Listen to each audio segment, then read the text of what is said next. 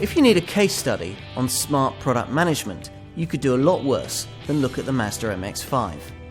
A great roadster that has been tastefully and intelligently updated to keep pace with the times, this modern classic has been the world's best-selling roadster for over 20 years. Drive one and you can see why.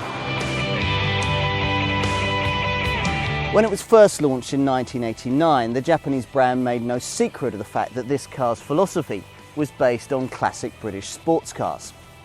Its phenomenal early global success has proved harder to replicate in the modern era, with sales in the affordable roadster sector no longer what they once were. To keep its head above water, this car has a wider range of talents, satisfying not only those more interested in style over substance, but also enthusiasts who might also consider a more focused hot hatch. That was a task assigned to this third generation version, launched in 2005 and now improved in this facelifted guise by a series of small but significant tweaks. Sharper looks are matched by sharper handling.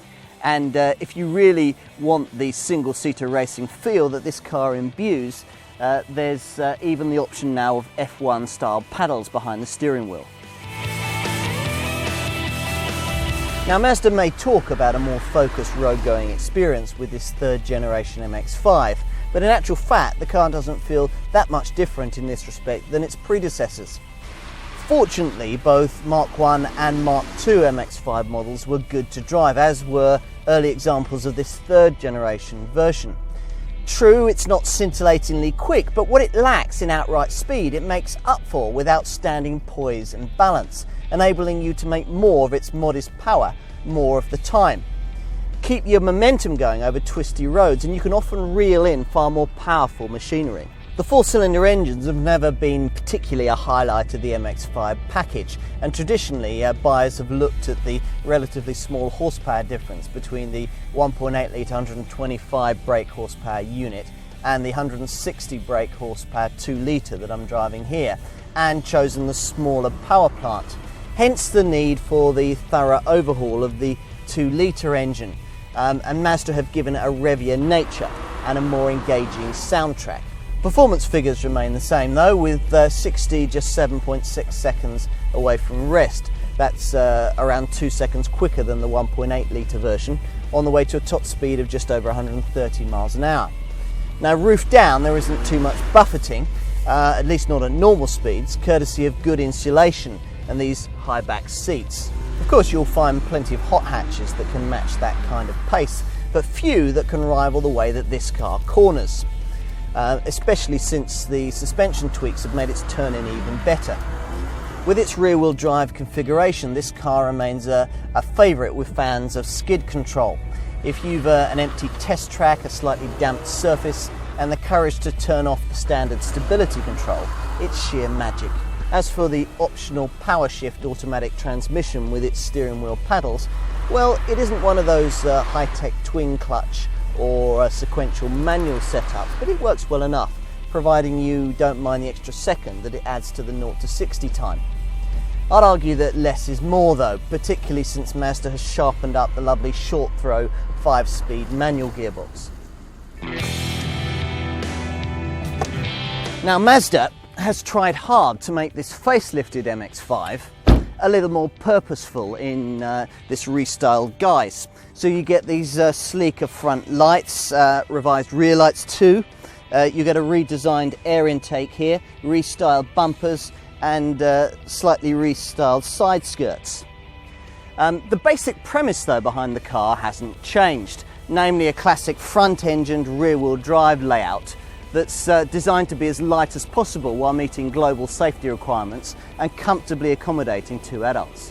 Many will go for this Roadster Coupe version, now distinguished from the soft top by extra chrome detailing, but it's still got the same excellent metal folding roof that erects in just 12 seconds.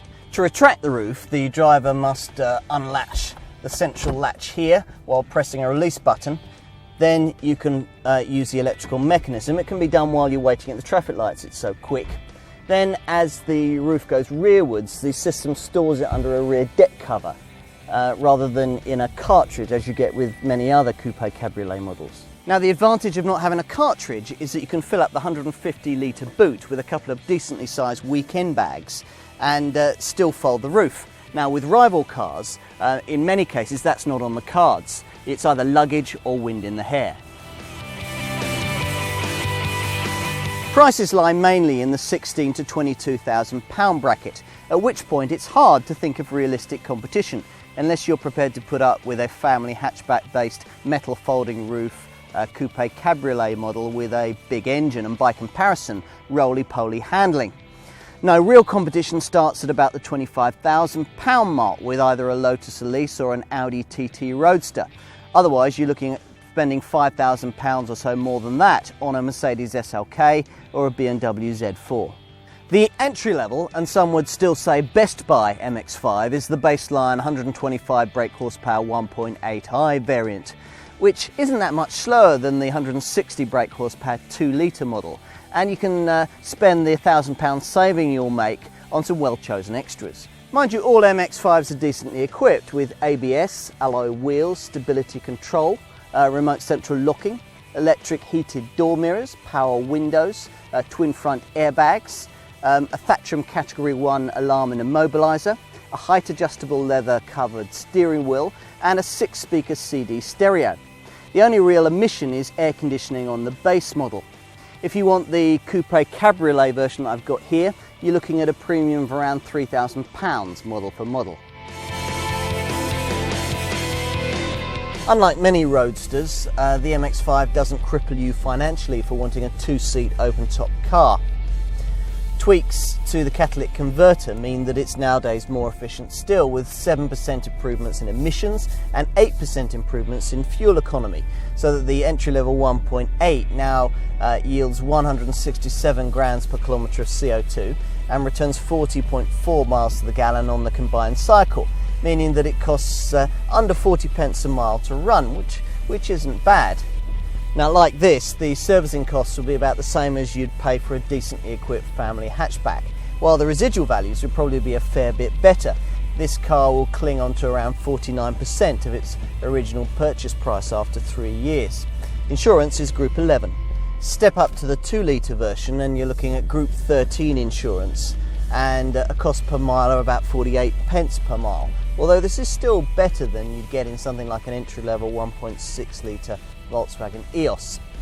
The coupe cabriolet models cost a little more to keep on the road, but they'll appeal to city dwellers who don't want to incur the cost of a potentially slashed roof, a very real danger if you leave your car out on city streets at night.